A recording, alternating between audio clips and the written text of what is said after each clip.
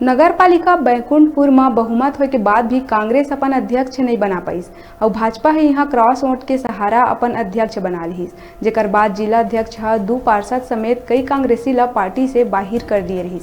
मुख्यमंत्री भूपेश बघेल से लेके प्रदेश प्रभारी पीएल पुनिया हाला काफी गंभीरता से लिहिस और नाराजगी घलो व्यक्त करे रहिस। पूर्ण बहुमत के बाद भी अध्यक्ष कैसे नहीं बन पाइस ये लेके कांग्रेस एक जांच दल गठित करिस, जेमा 3 सदस्य ला शामिल करे गए रहिस। टीम बैकुंठपुर पहुंचिस और पूरा मामला की जानकारी लेके चल दिहिस। अब टीम अपन रिपोर्ट आला कमान ला देही।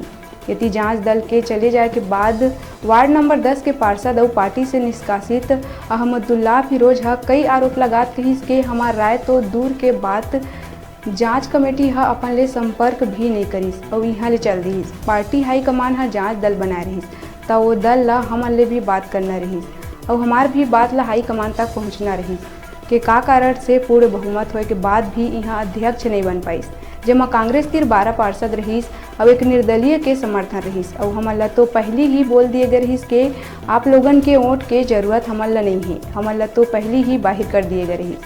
कई तरह के और भी आरोप लगात कहिस के हमन ले चुनाव के पहली कोनो भी तरह के कोई राय नहीं लिए गई।